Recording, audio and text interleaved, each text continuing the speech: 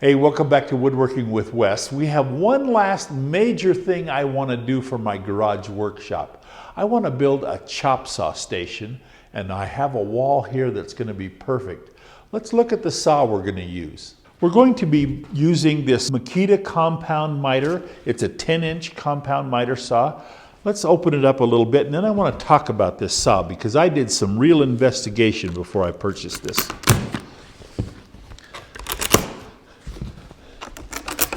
Okay, I think we can just lift this box off the top here, like this.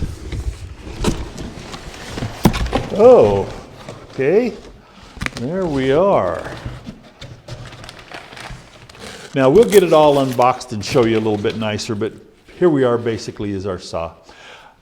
I went ahead and as I was looking for a chop saw to use, one of the things I wanted to be able to do is I wanted to be able to have it very close to the wall, as close as I possibly could.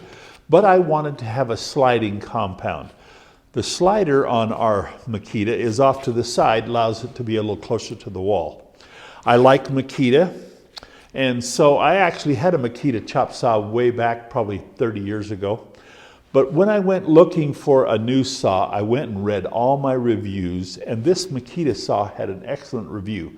But I went one step further. I went to a family member that I know who is a professional finish carpenter in a multi-million-dollar resort area, and I talked to him about which chop saw I should buy.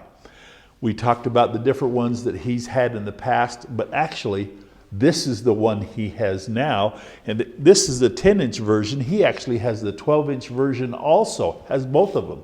And he uses them every day in his work. And he said that this is one of the most accurate chop saws he's ever had, and he really recommended this. And I thought I would take that as a professional recommendation from someone who uses it daily. We finished unboxing our Makita chop saw. I read my instruction manual. I learned a few things about it. This is going to be a great saw. We took some measurements on it to decide how we wanted to put our wall together. So let's go over to the wall and take a look. We determined by the measurements on our chop saw that we have a 108-inch wall. I wanted to have a space in the middle for a trash can, so that as I'm working on the chop saw, I can throw my scraps in my trash can and keep my area cleaner. I'm a little larger on the left-hand side than I am on the right, and I'm going to have a table that goes all the way across. It'll be screwed to the wall. This is very similar to the workbench that we built earlier, and I want to take you over to the workbench and show you so that you can see. This is the workbench that we built a few weeks ago, the upper that we did in the base units. The base units on our chop saw bench are going to look almost identical to this. There'll be doors and drawers, countertop with a wood edge, and then our chop saw will sit on top of this. So just so that you understand, this is going to be the overall look of our chop saw bench, and it will match from one side of my shop to the other. It'll give us a nice, clean looking shop, and everything matches. We're going to be attaching our cabinets to the wall with 2.5-inch screws in the studs. I went ahead and I put my level up here and checked my floor. My floor is good and level on this side of the shop, and all we have to do is just tie our cabinet to the wall, and then we'll check level. We're going to do this one first, and then we'll make sure that this one lines up with it. So let's go ahead and get this cabinet screwed to the wall and then work our way across.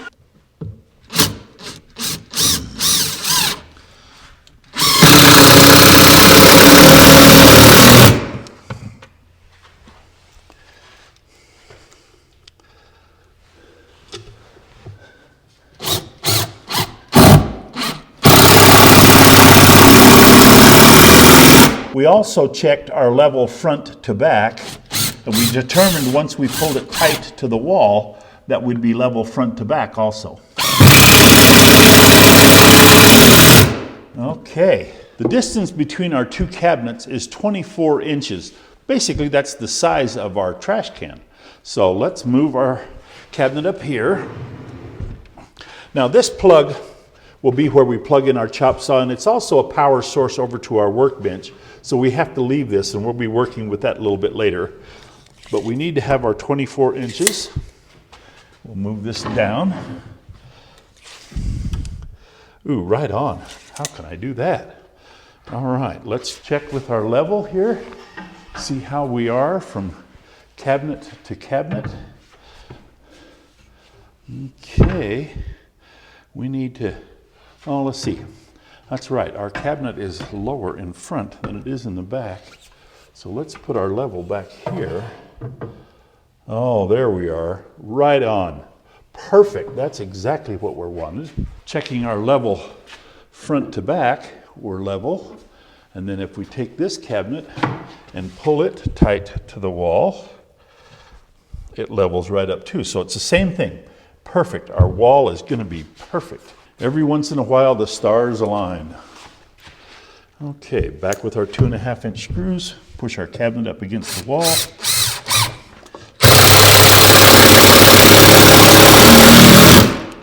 We're anchoring these cabinets through our hanging cleat. I want you to go back and review that workbench wall that we did, because we showed you how to build all of these cabinets. We went through step by step how to cut them out, how we determined our measurements. On this cabinet, just like our other wall, we had a footing and a molding that we had to work around, and you can see how we've notched our cabinets around so that we don't have to deal with that. So our cabinet sits a little higher on our toe kick, but that's just perfect. And there we are with our cabinets installed. Let's go ahead and move the countertop over, and I'll show you what we have in mind. This is the subtop that we're putting down. It's 3/4-inch particle board with 3/4-inch cleats underneath to give us an 1.5 inch thick total thickness to our top.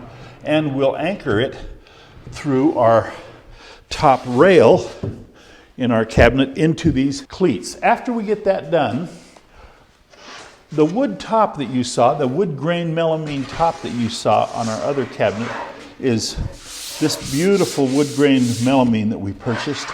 And we'll be tacking that to the top of the bench as soon as we get our top attached permanently. Then we'll go back and we'll just put some glue and some headless pins in here. We don't need to worry about this being just only 1/4 inch, because when we get ready to put the saw on and the extension tables, there's even more screws that go through and hold this down. But let's go ahead and get our top anchored. Okay, with our subdeck in place, we'll be anchoring it through the top rail of our cabinets into our build-up cleat. And we're just going to do it just like this. And we'll just do that all the way down, front and back.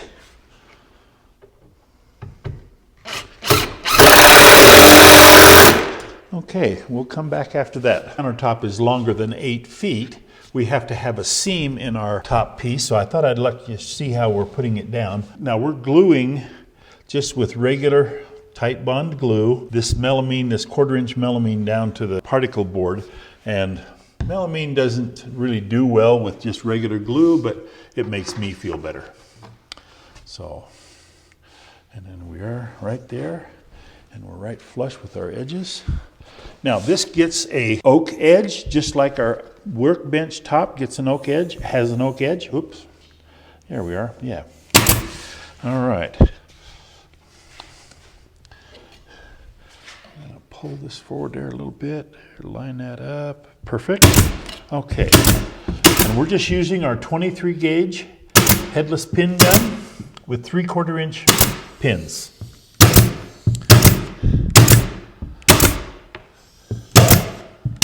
Okay, and there is our wood grain melamine top.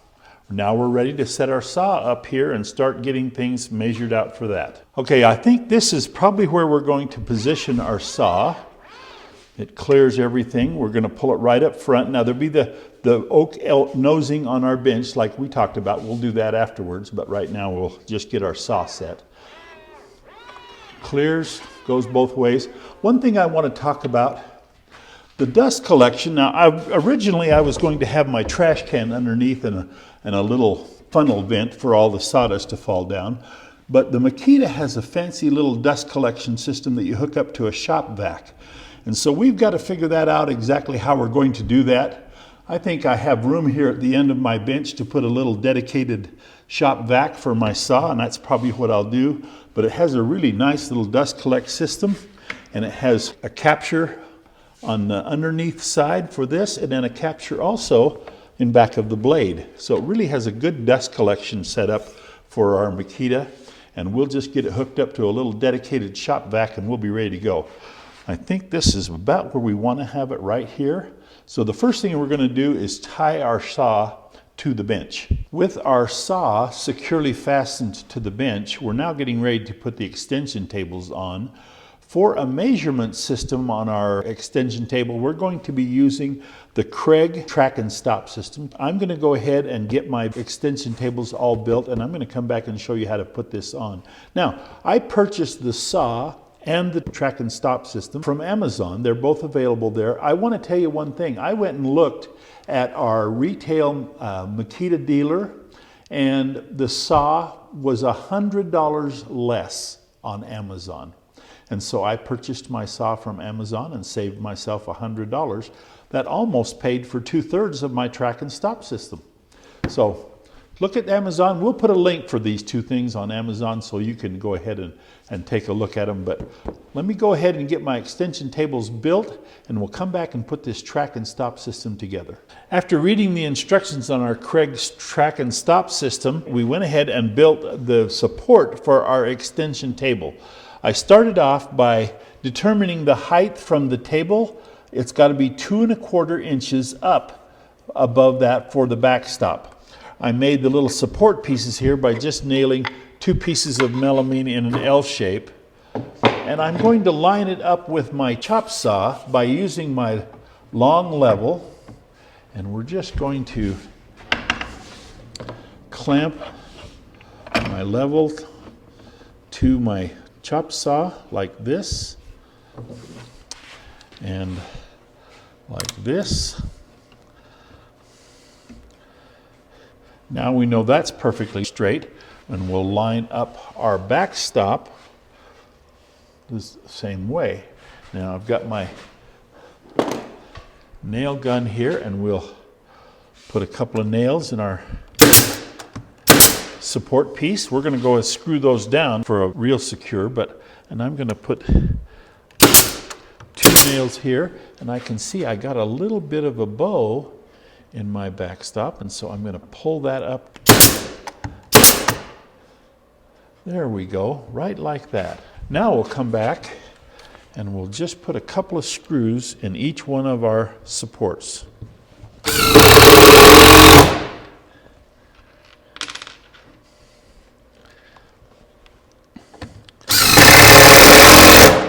And I'll go ahead and get the rest of that tied down, and then I'll show you how we're going to put the little extension table on there. With our backstop and supports in place, it's now time to put our subtop on.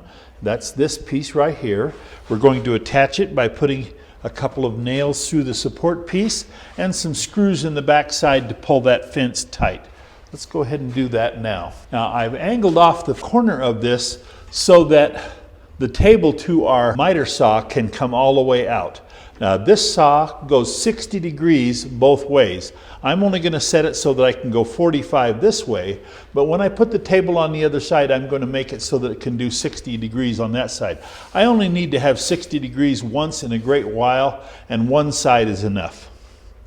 So let's line up. Put some nails in here.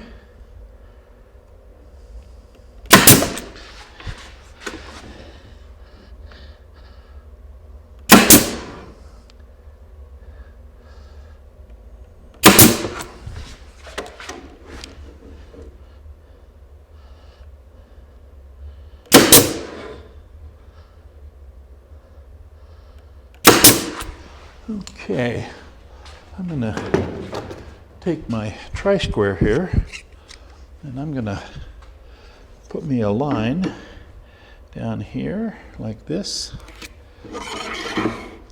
and this.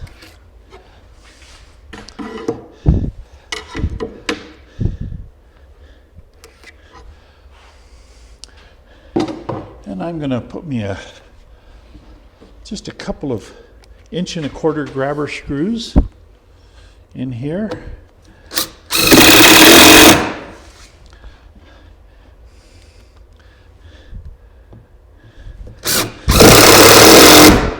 Okay, we'll do that on each one of them. And then, like I say, I have put some holes in the back side of my board. Let me just go ahead and put one in here. And that will cinch that line tight all the way around. Let's go ahead and get that far, and then we'll put on our wood melamine surface, and our extension table will be level with our saw. Okay, with our extension table all installed and secure, it's time to put our wood grain melamine surface on it so that it's nice and smooth. We're going to do it the same way that we did the other one. We're going to just take some glue and spread, and like I say, I'm on 2 melamine surfaces right here. I should be using some roux glue. I don't have any roux glue. I'm going to have to get me some, but I'm going to go ahead and do this just like I say, because it makes me feel better. We're going to put that right there. We're going to secure it with 23 gauge 3/4 inch headless pins.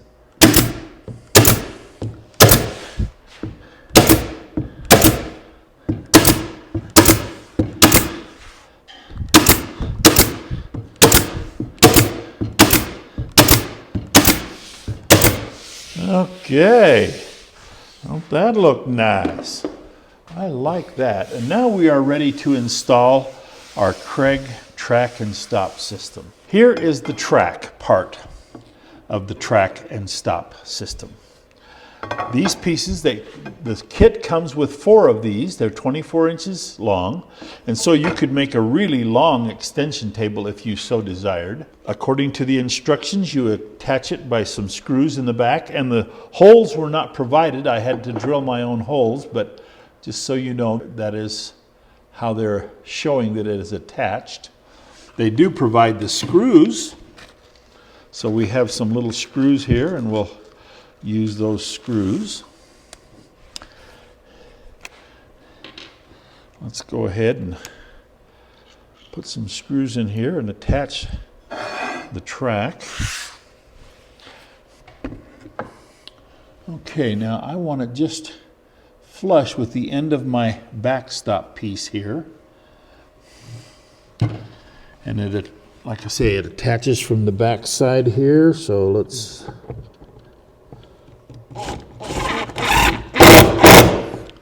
like that.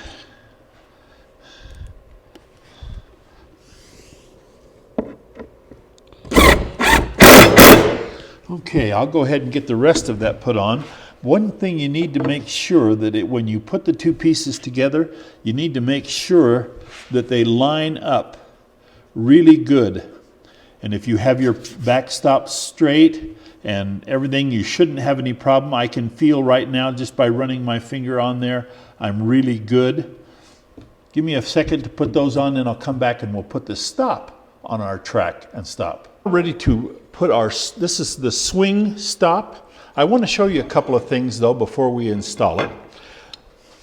It has a little indicator here that will line up. They've provided us with a tape measure. The tape measure is a peel and stick and will go right inside this little track right here. So right along the top of our track and stop system, all the way along, will be the tape measure. It takes a little bit of calculating because you can't calculate it right from here. You have to calculate from your blade, and they actually give instructions how to do that. So I'm going to do that next. But let's go ahead and put this swing stop on here. You line up the little foot with the track, if I can get that done. Okay.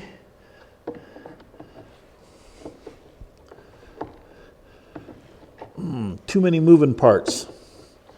Okay. I guess I don't have it opened up enough. There we go. That's better. Okay. Slides along like that. The swing arm comes down. This little knob here tightens it So once you find your indicator on the measurement that you want, you tighten it down, good and solid, swing up out of the way, swing back for your stop. I really like this track system, this track and stop system. I have used other stops before, and I've had this one before in another shop. This is the one that I prefer. And like I say, it's available on Amazon. We're going to provide you a link. But this is a great stop system for your chop saw. Now, in the spirit of full disclosure, after I got this all done, I lined my table up with my chop saw. And somehow or another, I'm about a 1/16 inch lower on my chop saw than I am on my table. Just so that you know that if this happens to you, how you fix it, I'm going to back the screws out and I'm just going to put a washer underneath there that is the thickness that I need to bring it up to the level that I want. Very easy fix, but just so you know, I did it, so now I get to fix it. Anyway, I hope you've enjoyed this chop saw station. I still have some work to do to complete it, but I'm not going to bother to show you all that. I have a lot of work left to do on it, but it's the same stuff that we've done before. I have another extension table that is going to go on the other side, but this is going to be a great workspace in my shop, and I hope you've enjoyed putting our track and stop and Makita chop saw station together. Well, we've just about got our shop all done, and I hope you've enjoyed it. So we're going to see you next time when we start building things on Woodworking with Wes.